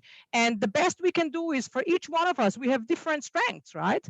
My strength is not to work with policymakers. So each one of us needs to use their channels in the most powerful way to create change. Thank you, Sarah. And the role of nudge in creating that change too is something that's really stood out in your expertise and comments today. Let me go to Sophie now. And Sophie, how do you see what needs to be done? And I can ask you to address particularly in terms of practitioners and perhaps the health sector. Mm-hmm. Okay. Well, I think when I was thinking about this, we can't just give the health practitioner and the mental health sector better tools. We can try and do that. And one of the things is to have greater access to evidence-based parenting programs for them and more in their training. But if we don't have a wider culture that believes parenting is central to children's health and mental health, then we're not actually going to get engagement. So we were trying to do a recent study where we were doing some tuning into kids' work in the child and adolescent mental health services, and parents would just, with that really, really pointy end, just will not attend parenting sessions. It is that fix my child. And I think that comes from, as I was saying before, that fear, but it's also part of that we don't have a culture that says we're all responsible for helping the development of our children. Coming back to the point that Donna raised before, the messages, I think, are about effective parenting and enabling children and helping children to thrive. They are the dual messages. But if we only focus on the child part, then we leave behind that parents are also responsible and involved in that process of change. So I'm really interested in how can we better get evidence-based parenting programs out broadly. And this might mean that we have to do this more through technology, much more. And we may not always have the evidence to see exactly how that works, but we have to, as especially as parenting researchers, we have to step up and go, okay, technology is way beyond us. It's moving much faster than the research and the evidence.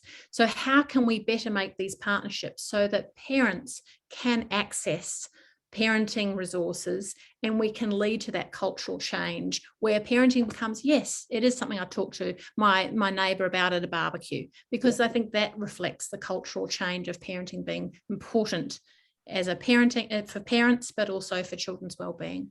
Beautifully articulated. Thanks, Sophie. Donna, what do you see as the actions needed for both schools and more broadly the education sector, given your experience? Thanks, Madonna. And that's the lens I would like to talk about, because there's such great suggestions coming from others.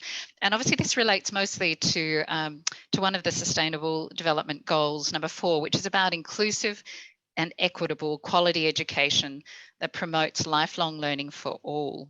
And that brings to mind settings-based approaches or place-based approaches. So how do we use the settings? How do we use the communities that we have to be able to deliver this evidence, assuming that there's really good quality evidence that is feeding that? But we also need to understand, and I loved Matt's comments earlier when he said we need to work out what's working for whom and what's not working for whom, in which contexts.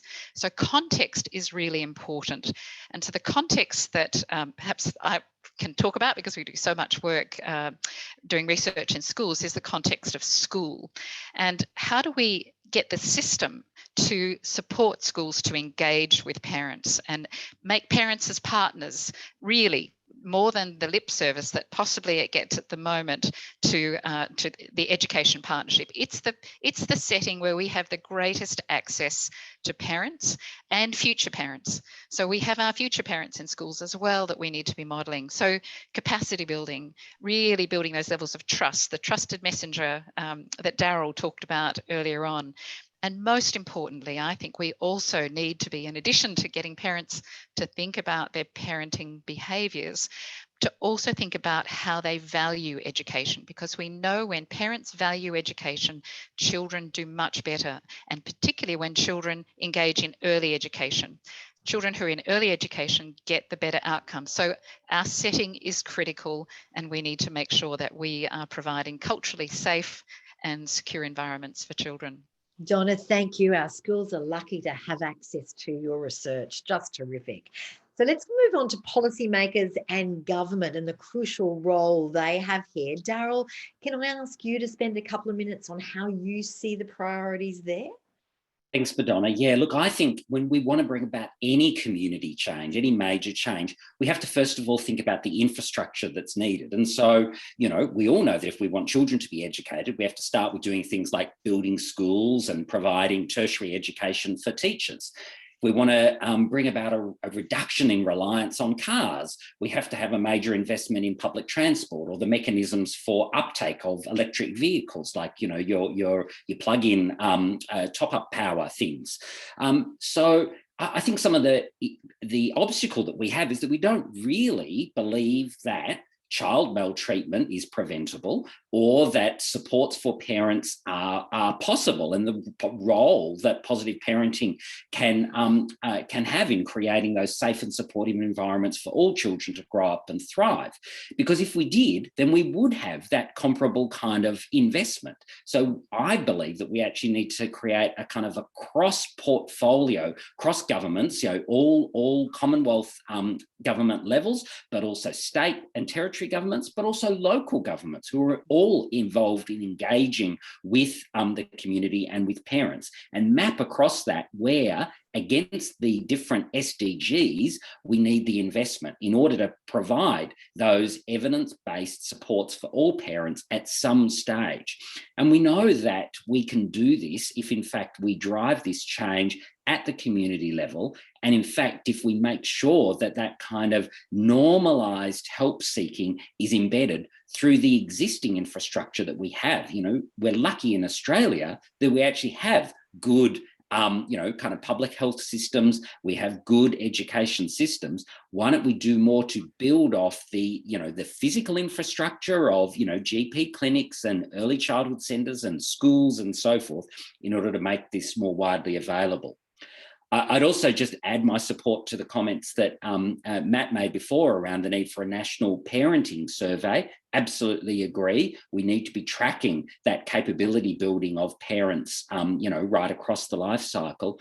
Also, I'm involved in the Australian Child Maltreatment Study, and we're collecting data for the first time about people's experiences of corporal punishment as well as all forms of child abuse and neglect. And we need to have an investment in tracking that over time to see whether future cohorts in fact experience a reduction in that harsh parenting. Yeah, fantastic. Thanks, Daryl. Finally, can I go to you, Matt Sanders, Director of the Parenting and Family Support Centre at the University of Queensland, the priorities in relation to parenting researchers in academia. How do you see them going forward? Look, I really think we need dedicated funding that comes through the different competitive grant schemes to put a real spotlight on this as an area that requires research investment. As Sophie said previously, the level of investment by government research schemes in this space is very poor. Now, that could be for a number of reasons, but given the importance of parenting, it's crucial to have greater investment in that. The other thing is that we really need governments to step up to the plate to invest in programs that have already been shown to work. Australia is a world leader in parenting research. We've got plenty of high quality evidence-based parenting programs that are just not scaled adequately to have a level of population reach that would enable prevalence rate reductions in problems like child maltreatment and other issues. The other thing that I would say is that most of the the preparation of practitioners to work in the human services sector gives nowhere near the degree of emphasis to the importance of parent consultation skills. And most of the training that is done is in-service training. And I mean, that's still an absolutely legitimate context because these are the workforces that are ready and able to actually deliver the programs only if their design of work makes it a priority. If it's always an add-on or a bolt-on to what you do, you're going to get an under-deployment of these interventions by people who potentially could deliver many, many, many more interventions to support parents if it was given organisational priority and the workforce was adequately supported, supervised, and a work environment was created where this is a really serious part of the work that you do. In our experience, a lot of people who do parenting programs, it's a bolt on to something else, and that it makes it less likely that they will continue. The future of the digital world, or the current digital world, is meaning that parents are looking for many more ways of accessing high quality evidence-based programs online. We've recently completed a randomised trial comparing in-person delivery of PPP with online delivery, and at 12 months follow-up, there were identical outcomes in terms of improved parenting and improved changes in child behaviour. And for every one in-person delivery, 14 people could do it online. And so they're much more cost effective, but they're not mutually exclusive. We're always going to need a blended model of in-person and online supports. But I would say, after being in this game for 40 years myself, the one thing that I'd absolutely love to see is a serious policy-based commitment to invest in the scale-up of high-quality evidence-based programs so that it just becomes absolutely socially normative to prepare for parenthood, like it does doing your license to be able to drive a car. And I tell you, more people do damage through parenting than they do through road accidents. Yeah, and a great point to end on. Thank you. And what an interesting discussion across the board. And if you look at the themes we've talked about, they come down to a couple of things. But what stands out to me, I guess, is how evidence-based parenting support can make a material difference to parents and families, but also more broadly. That's at the centre of the discussions of each of our panel members, how it can assist in tackling some of the broader problems we have, those at the heart of the United Nations Sustainable Development Goals. And that discussion about having an added goal relating specifically to parenting, raised by several on our panel, is really worth coming back to, perhaps offline. There are challenges raised by our panelists to the use of parenting support programs, a myriad of them, as we've discussed. But this year, I guess, has probably gifted us with an insight on the importance of taking on those challenges, of thinking differently, of working together with clearly defined goals. And our panel today has looked at how we can develop parenting programs further, the need to work together and how we might do that, how we balance priorities, and that crucial need for investment. And the need for parenting, I guess, to be seen as a community-wide issue, not something required by parents who are not coping. Blame doesn't build engagement. That's been made clear to me today. Mainly, though, I think our panel has painted a picture of what we can achieve if we do this. If we use evidence in our parenting approaches and policy, we can create a thriving world for our children and our families, our communities, our nation, and even the treasured planet we call home. My thanks to the panel, Professor Matthew Sanders, Professor Donna Cross, Professor Daryl Higgins, Professor Sarah Donachar, and Professor Sophie Havoc, Hurst, for their generosity of their time and their answers. Thanks to our sponsors too, and a reminder that this discussion has been recorded and details of future seminars will be on the PFSC and PAFRA websites. Resources that support today's discussion and the email addresses of those who participated in today's panel will also be made available. I'm Madonna King, and thank you, those of you listening today, policymakers and researchers, politicians and parents, teachers and trainers from across the globe. It's together, a point made repeatedly by our panel, that we can make a real difference. Thank you.